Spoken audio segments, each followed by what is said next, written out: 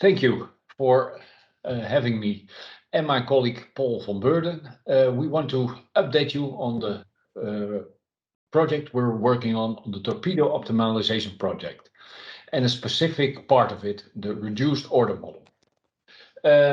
I do a short introduction and then our expert Paul van Beurden will take over.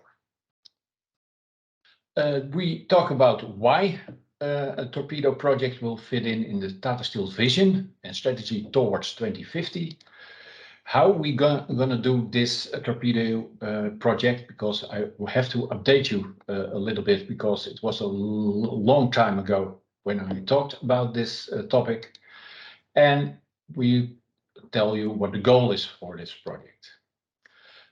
We do this in a joint project with energy efficiency and circular energy and future steel called fuzzy refractories, where we combine the things we have learned from Industry 4.0, which we gonna join for a digitization, because that in our vision is the way forward. Because for 2050 we have to decarbonize the steel industry. And in the fuzzy program, we are looking at thermal management from the digital twin.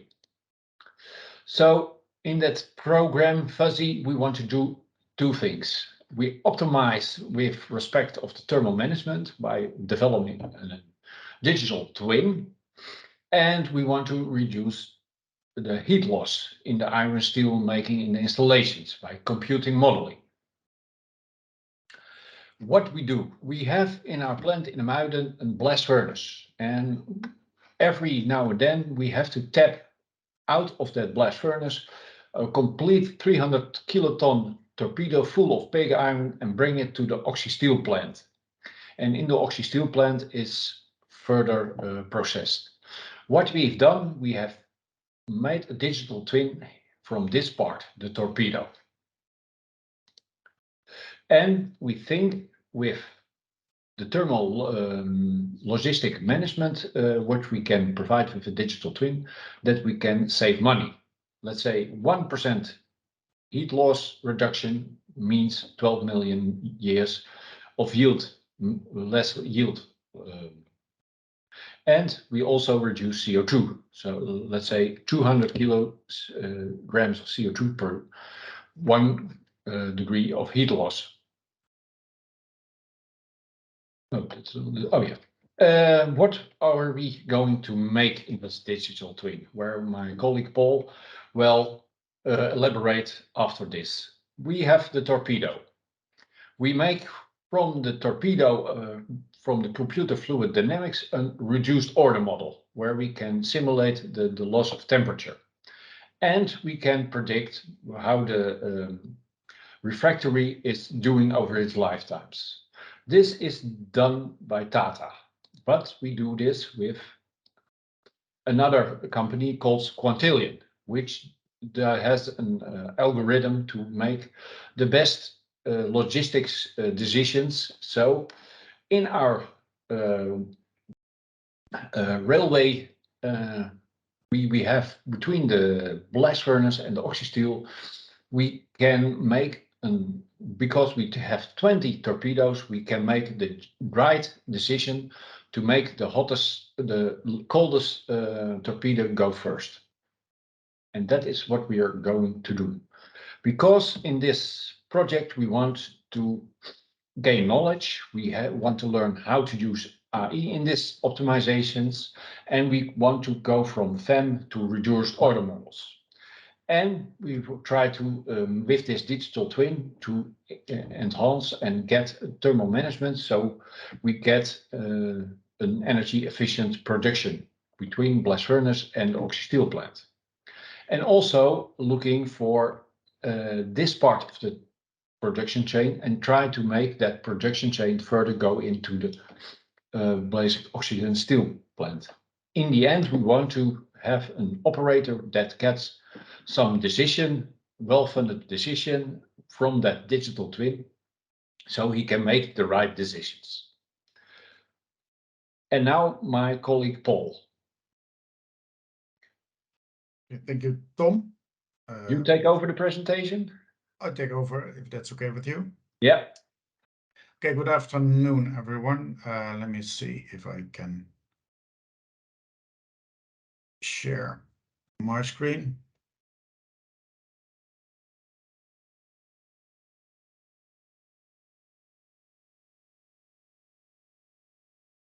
Okay, I think we're there. This one. Yes, a simulation-based digital twin of the torpedo ladle logistics, as Tom explained. So we have the hot metal route, as we call it, so part of the production chain, an intermediate product of our process, which we would like to optimize in a thermal sense. In short, I will address a bit more the hot metal route we have and the challenges we face there.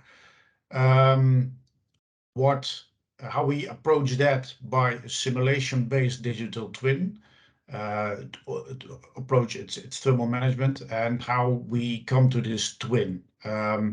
Two-step process, basically. One with more fundamental or higher order modeling, finite element modeling, and that is used to train a reduced order model, which serves as the digital twin, basically. And then with our partner company, Quintillion, we will take this one step further. We are currently in that process by adding an optimization process to it by means of artificial intelligence. On the right side, you see a picture of a part of our plant, which basically captures a large part of the process. A bit more simple is the overview here. We'll get a laser pointer, that will help. So we have the blast furnaces. Tom already referred to that, where we produce pig iron or hot metal. This is transported by so-called torpedo cars to the steel plant, basic oxygen steel plant, where the hot metal is processed further into steel and finally casted into slabs. A very energy-intensive process, high temperatures involved. Temperature loss equals production losses, CO2 emissions, etc., as Tom already referred to a bit. So there's a huge business case here to be optimizing this. The torpedo ladle, that's the one we're considering here. A bit more detail on that. It's a torpedo, as in the name, torpedo-shaped ladle, basically, which can contain around 400,000 kilos, 400 tons of hot metal. To protect the ladle from melting. I mean, hot metal is around 1500 degrees centigrade. It's lined with refractory materials, or refractory lining, consisting of 3 layers. I'm not going into the details, but there's an insulation part and there's a wear part in contact with the hot metal to protect it. However, it does wear down. The wearing of this refractory lining is a function of temperatures, volumes, thermal shock, and a lot of process parameters. So it's quite a complex system to consider to be modeling, to be managing. So from an operational point of view, there are quite some challenges, contradicting challenges, actually. Higher temperature of the hot metal. Tom already indicated you want high temperatures because that's good for your yield, and also helps to reduce production costs. But on the other hand, it causes the refractory lining of the torpedo, which you see here, picture of the inside, the bricks, to wear faster. So it's a contradicting effects.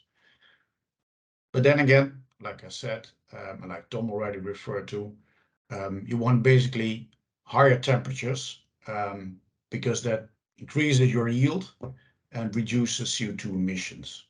So that's a complex system. There should be an optimum somewhere.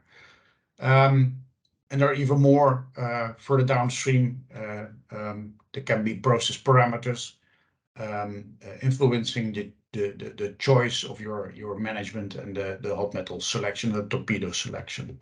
So basically, we need comprehensive thermal management tool for the entire hot metal production route. So that is the starting point for this project. So schematically, we have the blast furnace and we have the boss plant, the steel plant. Hot metal produced at the blast furnace is transported to the boss plant. So that's the function of the torpedo. But besides that, the blast furnace produces hot metal continuously, whereas in the boss plant it's processed batch-wise. So the buffers also have the function of, sorry, torpedoes also have the function of a buffer to smoothen this process. Well, like also as mentioned before, high temperatures, so energy intensive. A lot of optimization is possible here. When a torpedo has emptied its contents, it turns back to the blast furnace again, possibly with a buffer function in between. But that's not all there is. So when it comes to the temperatures, we have the hot metal temperature. When it enters the torpedo, it cools down during its ride to the steel plant. And inversely, the refractories, basically the torpedo temperature increases because it takes the heat from the hot metal. Then when it's empty, the torpedo cools down again and the refractory lining cools down again. So these are basically the three temperatures, the three temperature processes which define the thermal balance, the thermal process we're looking at here. Then there's the riding times. They're not constant at all. We have 20 torpedoes in service, depending on availability, on where they are on the tracks, on other processes. The rides can differ. The availability can differ. So there's a timing effect. So longer riding times means longer cooling down, etc. So that effect is there. And then there's, as I mentioned before, the refractory lining wears down. The more rides it makes, so the higher its age, basically, the more it's worn down, and that also affects how it responds to temperature. So that's the temperature, another parameter in this process we consider. And then last but not least, there's also the sort of history effect. There's always resilient heat from a process, from the previous process, from previous rides, that affects how fast it will heat up and cool down in the second cycle. So there's a history effect also included. Quite complex. So what we're looking for is a digital twin capturing what we see here, the torpedo part and also the hot metal ladle part in the boss plant. We start out with the torpedo part first, and in a later stage, in the future, we will add the hot metal part. Basically, a lot of questions you can ask, process questions. What if the design of your torpedo is changed? What if the amount of hot metal ladles is changed? So the batch and the continuous parts of the process are changed. How does that affect each other? What if further downstream converter, that's another installation involved, is taken out of service? How does that work back with the amount of torpedoes and the temperatures, etc.? Well, these things you can address with thermal models. It can be a finite element model or reduced order model or any other thermal model. So that's basically, you can answer these questions. But what is the optimal number of hot metal ladles or torpedoes regarding temperature losses and CO2 emissions? So if you're really looking at the what if analysis, so what is the optimum, what choices should I make, then there's an optimization routine required. And that's where we see artificial intelligence comes in. So how do we approach this? The torpedo, starting with the thermal model. because you need a temperature description. We executed a temperature measurement campaign to validate our thermal model. The thermal model, finite element model, 3D, it is temperature dependent, there are temperature dependent material properties included and validated by temperature measurements, as I said. This is well, higher order model, so to say. The thing is, you cannot use this as an optimization tool because calculation times require way too much. So you cannot, in practice, this is, you can answer one question basically, but you cannot optimize. So you need to derive from this a simplified model, a reduced order model, which within a certain range reproduces the same results as the finite element model, but much faster. So that's the second step. So we start with a finite element model. We calculate a lot of scenarios, also scenarios that did not occur in reality. So we do not rely on available process data, measured data. We can make up our own scenarios which have not occurred or not measured in the past. Where we change, so we a lot of scenarios and basically set up a design of experiments, so to say, where we vary the riding times, the empty full times, the temperatures, the amount of hot metal, the amount of wear. So you build up a matrix, so to say, of cases. And this is used then to train a reduced order model. We use software from ANSYS. They have the FEM package we use, and they also have the so-called twin builder package, which you can use to build digital twin and the reduced order models. And we managed to derive such a reduced order model, which is much faster. But for one scenario, so to say, it takes 1 second on our workstations, whereas the same calculation in a FEM model would take 2 hours. And the agreement in temperature is quite okay. It's quite good, actually. We have made 3 ROMs, I should say. So we have the ROM of the hot metal cooling down at the 3 temperatures we've seen before. Then there's the ROM of the torpedo heating up when it's full, so it takes the temperature of the hot metal. And there's the third ROM, that's for the empty torpedo when the torpedo is cooling down. So we have 3 temperature scenarios, equations or ROMs. So basically, so these 3 ROMs we tied together, combined together, form our digital twin. So that is essentially the temperature description of the torpedo. It's torpedo being full. That's the hot metal temperature and the torpedo temperature, and the torpedo being empty, that's only the torpedo temperature cooling down. So these 3 ROMs together make up the digital twin. And this gives us the possibility to explore a lot of possibilities, a lot of scenarios, and therefore to optimize this, because the calculation times are fast and they're quite accurate. So this is done. Currently, we're together with Quantillion working on the development of the decision support system, where we use the ROM and they develop the optimization scheme, artificial intelligence scheme, to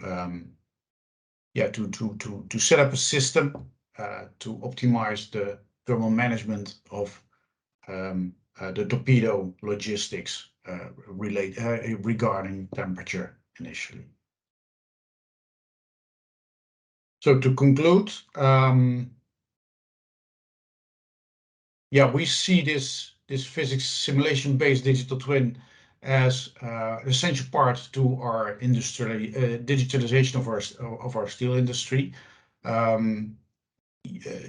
Accurate reduced order models can be generated from higher order FEM models. We have seen that, and it's possible to train these ROMs, to develop these ROMs for scenarios near failure data. So situations that hardly ever occur. Real failure of a torpedo, for instance, does not really occur, but you can simulate this and then still account for this in your model. So that's the big advantage compared to building a digital twin only on data, process data. Yeah, you can do real-time simulation, and by adding artificial intelligence, optimization is possible with respect to the parameters you select. So we see this as an essential tool for our the transition to a profitable and sustainable business, our future. That's about it. Questions? Thank you, Paul, for these insights. I didn't know that you were going towards reinforcement learning, but I think this is super exciting. Which kind of decision is this AI going to take? You were talking about the selection of torpedoes, right? Yeah, exactly. So yeah, question is which torpedo should I take, and then for what kind of argument? That's the second. So the rewarding system is the second. We have to decide on still, but there are some temperature is one. Wear is an important one. So there are quite some parameters to optimize. Yeah. So how much leeway is there when selecting the torpedo? Because in my mind, if you have these torpedoes on tracks, it's sort of a first in, first out system, right? So can you actually just decide to skip 5 and take the 6th one? Exactly. Yeah. That's in practice that happens a lot. Yeah, because it's easier also for the operators.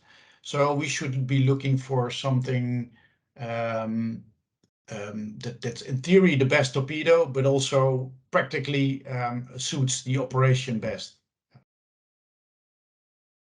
Yeah, that's so it's we're definitely not at implementation phase yet, but yeah, it's I think we're making good progress. Yeah, definitely, and it's like an exciting research direction. Absolutely, yeah. Maybe a little stupid question, but I just can't help but ask why is this distance between the furnace and where the hot metal is being used? Yeah, that is definitely not a stupid question. Our company is over 100 years old, and 100 years ago, energy was not an issue, time was not an issue, availability of labor was not an issue, digitalization didn't exist. Even more, we have 2 blast furnaces, number 6 and number 7, meaning that 1 till 5 already don't exist anymore. So a lot of things have changed since the beginning of the company. So we have to deal with how things are now. So we have some boundary conditions inherited from the past, which we cannot change, and we have to optimize. But it's definitely a good question. Yeah. Ideally, you want to have everything integrated for sure. That makes sense. Okay, legacy. Yes, precisely. I'd also like to post a question regarding the figure you showed us with the like AI agent loop, where the agent is trained on the reduced order models and is slowly getting smarter. And is the main idea here that this is sometime deployed in real time so that the operator can say, okay, this is my current state, and I want to let the AI agent decide which scenario to use right now? Basically, yes.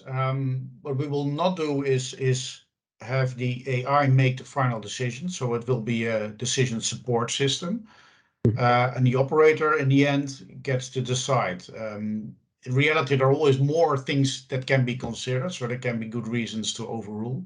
But yes, we want to have this as a tool for production and to optimize the production. Yeah, for sure. Yeah. Okay. And the digital twins itself, so the reduced order models. I Yeah. think you mentioned that you use ANSYS, some ANSYS workbench or software Twin builder. to build neural networks. Is that Yeah. right? Yeah, we use ANSYS Twin Builder. It's quite a new package, but it's being developed. So every version, it's quite some updates. We're closely collaborating here with ANSYS on this. But yes, they have this digital twin architecture, and within that they have this ROM builder tool. Yeah, so you can build ROMs based on neural networks, indeed, on data sets. Yeah. Okay, thank you. Our data sets is FEM input. FEM. Can I have a question? Sure. Yeah, okay. So regarding the digital twin, when you build the neural network, so you sampled from the model, right? You have some samples to build the neural network, right? Yeah. So do you rely on one specific sampling algorithm, or how you choose the sample of the data sample that was used to build the neural network? This is my first question. Design of experiments, basically, you refer to. Is that correct? Okay. Is that, yes, the FEM simulations? Is that what you mean?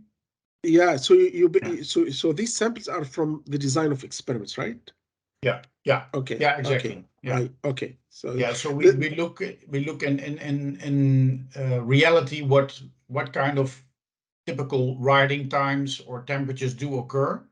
And the highest and the lowest amount, and there we so that's how we define our simulation matrix, and then we have a couple of hundred FEM simulations done to generate data.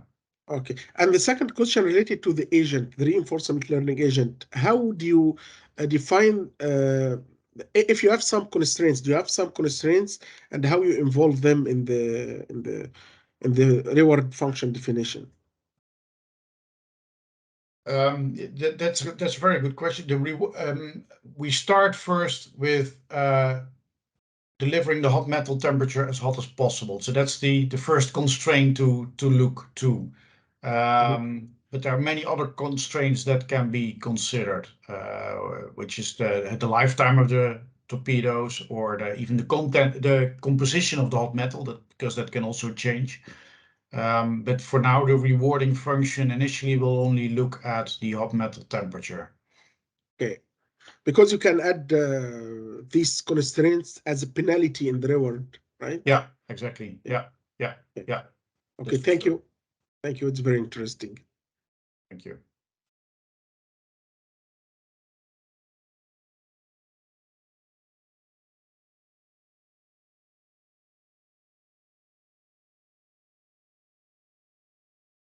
All right, then, seeing that there are no further questions, thank you again, Paul, and thank you, Tom, for this very interesting talk.